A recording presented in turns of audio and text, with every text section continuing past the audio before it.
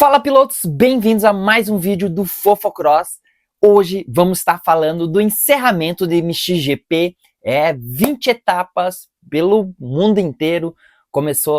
Tivemos aqui na Argentina, depois voltamos para a Europa, depois agora a última parte partiu para a Ásia e finalizou na Oceania e na Austrália, né? As últimas etapas foram Ásia e Oceania. Não faltou emoção na final do campeonato, decisões de título, já estava um pouco alinhado e os pilotos que estavam liderando o campeonato conseguiram fechar com chave de ouro, mas teve muito drama, principalmente na categoria MX2, com a chuva no meio da segunda bateria, fechadas e muito mais. Então roda a vinheta, vamos ver tudo que a mídia especializada trouxe pra gente e o que a gente percebeu assistindo as etapas.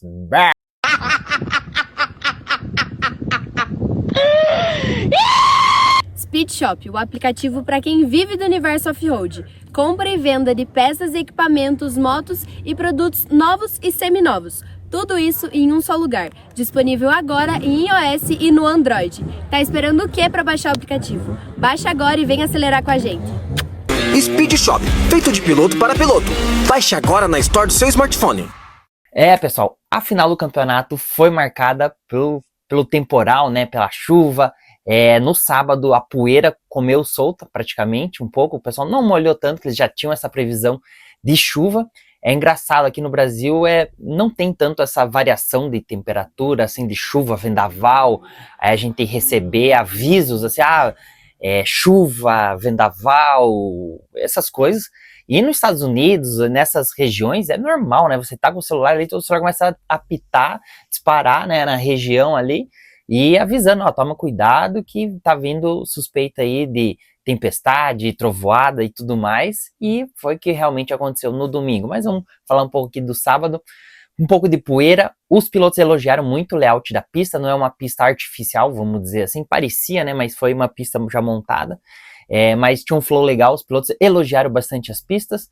Foi a despedida de muitos pilotos para algumas equipes. No próximo vídeo do MXGP, semana que vem, eu vou estar trazendo para vocês as grandes mudanças que podem acontecer. Alguns pilotos sem equipe ainda para a próxima temporada. Eles já terminam o campeonato sabendo para onde que vão, então tá meio difícil a coisa na Europa. Tem piloto tentando de todas as formas aí conseguir uma vaga para a Europa ou nos Estados Unidos.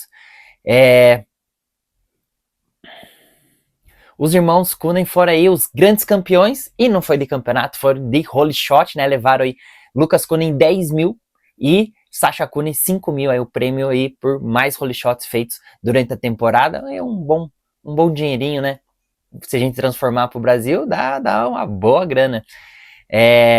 Definições dos títulos, atitudes extremas de alguns pilotos, né? Tanto no meio do pelotão como na frente, como eu falei, na MX2, tivemos aí tempestade, sol, chuva e o pau pegou. Principalmente na segunda bateria da MX2, foi debaixo d'água, né? E as motos não estavam preparadas para aquele estilo de pista, né? Que seria debaixo d'água, isso, aquilo, e pegou muitos pilotos aí, muitas equipes, né? Como que a gente se diz? De calças abaixadas? Não é. Pegou muita equipe aí desprevenida que custou até o título mundial. Então vamos falar das baterias. Sábado, Kay de Wolf, começando pelo MX2, Kay de Wolf domina entre termos, né? Ele vem, passa, vence a bateria. O Simon Langafar aquele cara me deixava puto da vida, me deixava nervoso, que era o piloto que eu tava torcendo para ser campeão no MX2. Ele começa devagar e vai aumentando o ritmo e vai no lado bom, mas as primeiras voltas dele é muito ruim, né? Ele sai bem, mas de repente ele começa a brigar com o outro, se defende muito, e aí perde muitas posições e ele demora muito para recuperar essas posições, perde aí 2 pontos pro Kay de Wolf, 1 ponto se eu não me engano, vai para a última etapa, para as etapas do domingo aí com 14, então perdeu 1 ponto, tava 14, vai com 13 pontos de diferença, e no domingo as coisas mudam, né? Tipo, ele tem atitudes diferentes no domingo, ele sempre melhora pro domingo, Simon Langafar, sai na frente, Lucas Kay de Wolf sai em segundo e já vem com tudo, né? Já vem estilo Hayden Digger, né? Foi o final de semana daí vamos dizer assim, da faca atravessada nos dentes, lembrando que mal acabou o Super Motocross em Las Vegas, já começou o MXGP, então foi o mesmo tempo ali, vamos dizer assim, né? Quem acompanhou, acabou meia-noite e pouca, 1 e pouco já estava largando as baterias finais na Austrália, né?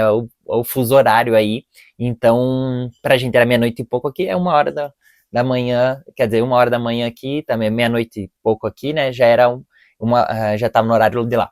Enfim, Carioff jogou duro, né? A primeira bateria já vem com tudo pra cima de Samuel, ele se defende, dá um X, perde um pouco de posição, dá um X, consegue sair ali, passar Guilherme Ferrez, que é um piloto que teve uma ascensão muito boa nesse final de temporada e cresceu muito, em comparação principalmente ao seu companheiro de equipe, Kevin McLellan, e assumiu a liderança ali, Carioff vem, e, vamos dizer assim, consegue começar a botar do lado, e na segunda oportunidade ele não perde tempo, né? Ele vem com tudo, na minha opinião ele foi bem sujo, né? Porque ele era o paredão aqui e saía espalhando, né? E ele vai reto, ele cruza a paredezinha e já pega o piloto, né? Então, Simon Lafayette deu essa bobeira, né? Que tinha muito espaço, ele falou, não, o cara vai botar aqui, eu meto no ladinho, e quando ele viu, o cara veio a mais, até dar uma freadinha pra dar uma ajuntada nele, ele vira de frente na reta, mas já tava na parte final da bateria ali, ele consegue pegar a moto, terminar em segundo, indo para a última bateria aí, com 9 pontos, se eu não me engano, a diferença, né?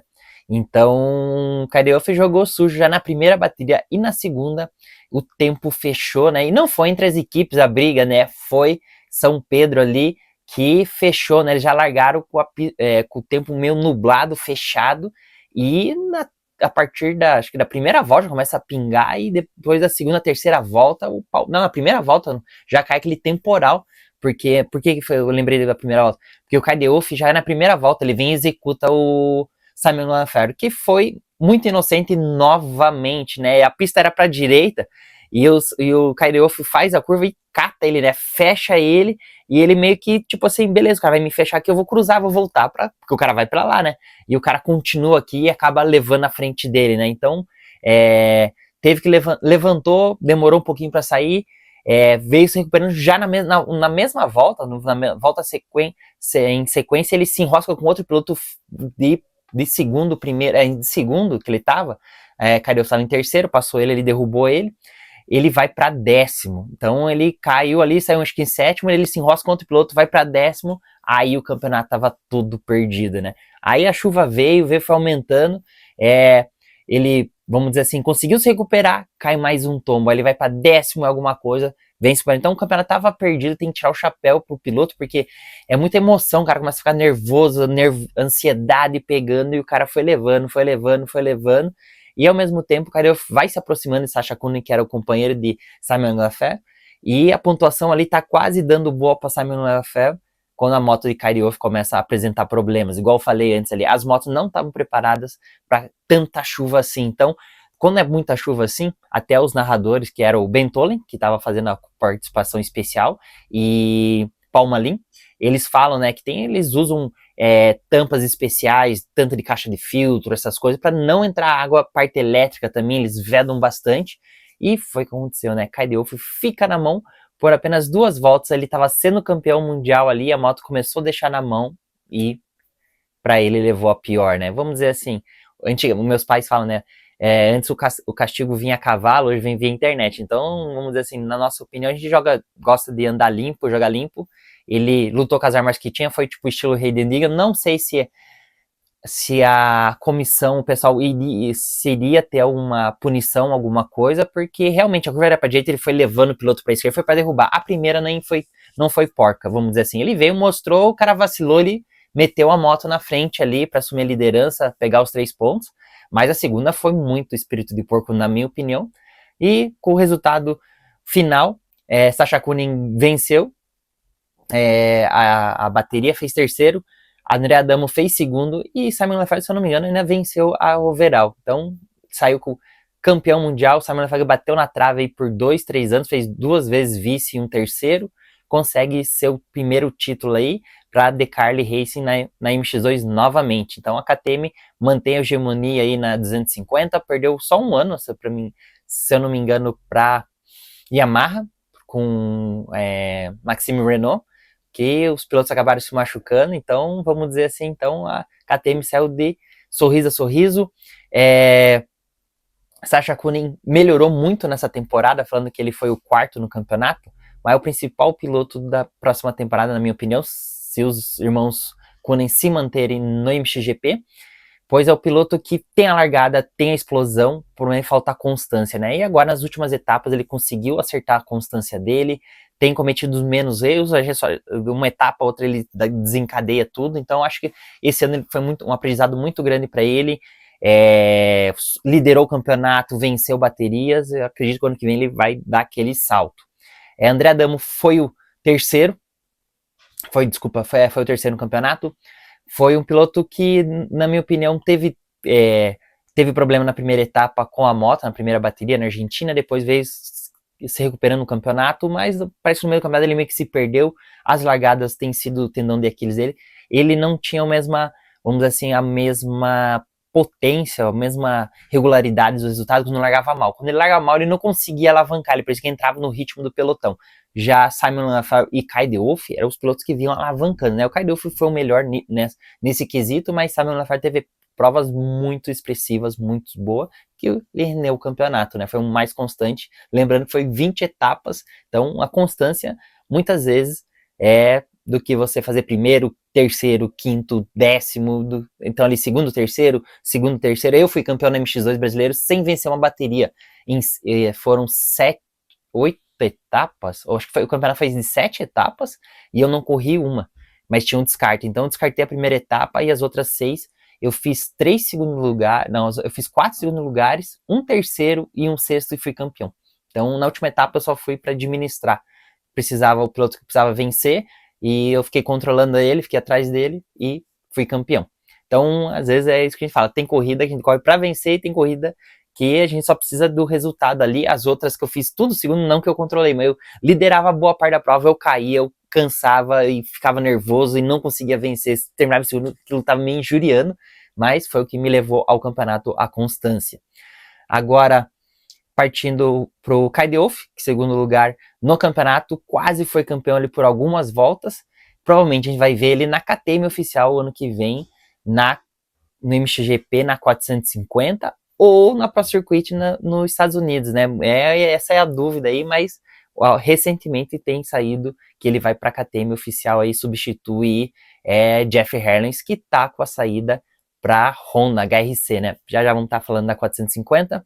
E Simon Lafar provavelmente vai defender seu título na 250. Eu não sei exatamente quantos anos ele tem, mas ainda provavelmente tem 2 anos. Então, provavelmente, vamos dizer assim, teste mais um ano para depois subir para 450 ao lado de Lucas Koenig, que provavelmente em 2027 a gente pode estar vendo nos Estados Unidos ou a temporada do ano que vem. Então, tem muita água para rolar ainda. Falando de 450, Lucas Koenig dominou a última etapa, porém a etapa anterior foi o seu tendão de Aquiles, né? As últimas etapas ali, ele não conseguiu render, aumentou a diferença para 47 pontos, então só um milagre para ele ganhar esse campeonato. Venceu no sábado e domingo a primeira bateria, com uma ótima largada, né? Igual o Prado estava falando, é a mesma moto que o Prado ele usava, né? A mesma equipe e tudo. Então, potência a moto tem, né? Que ele larga uma moto na frente, tipo o Prado fazia com os outros pilotos no ano passado, ele tá fazendo agora, e na 250 era o tendão de Aquiles dele na 250, né, as largadas, então não é que o piloto larga bem, às vezes é a moto, o setup, essas coisas.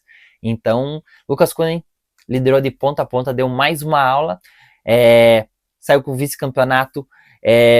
Jeff Herlings se defendeu muito bem durante a bateria dos ataques, largou em segundo, tentou atacar Lucas Koenig ali por um tempo, depois perdeu o ritmo, sofreu bastante ataque do Tim Gajser, atacou bastante ali na parte final ali da bateria, mas ele soube se defender, acho que guardou ainda um gásinho para a última bateria, e vamos dizer assim, já vamos falar do Nações também, que no próximo vídeo, ele tá um pouco frustrado, né, que na época que o time foi selecionado, ele estava machucado, e ele não sabia se iria estar performando na qualidade que ele está performando agora, muito melhor que Calvo Velandro, que foi o piloto que substituiu ele.